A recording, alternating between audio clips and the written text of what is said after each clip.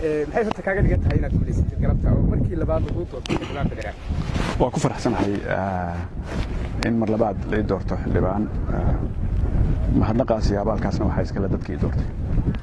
rag badan baa federaalka madaxka ahaa wasiiro kuraasalka taala raajicinayay qaarkood oo duraan uu ka mid yahay wuxuu yidhi doorashadu ma daahfuro waa ka noqday. maxaa kaga duwan tahay raggaas oo aad is leedahay gaar baa ku noqotay?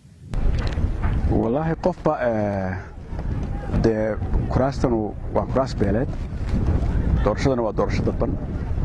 dee caqabaduhu waa kala duwanaanayaan iyo dhibaatada haysata, laakiin aniga waxaan aad ugu hambalyaynayaa ama ugu mahadnaqayaa inay beeshaydu isiisay kalsooni mug leh, ay mar labaad igu celiyeen inaan ku matalo golaha shacabka Soomaaliyeed.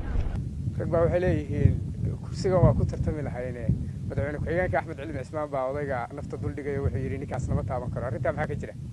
ninkii wax waayaa waa xor inuu wax kasta yidhaahdo, dhib ma leh.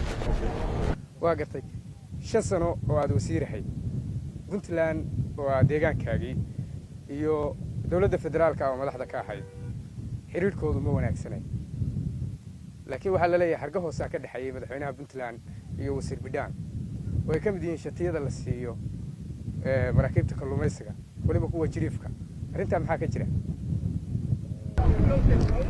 mar dhaweyd adaa waxaad igu tiri madaxweyne ku-xigeenka wax ku hagaajiyay, haddana madaxweynaha leedaada iskhilaafaya. aniga madaxweynaha wax gaari nagama dhexeeyaan.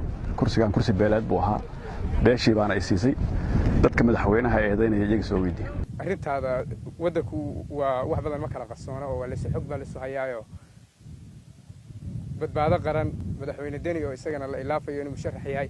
xagee loo tirinayaa bidhaan? bidhaan waxaa loo tirinayaa meeshii Soomaaliya Deni ugu jirto.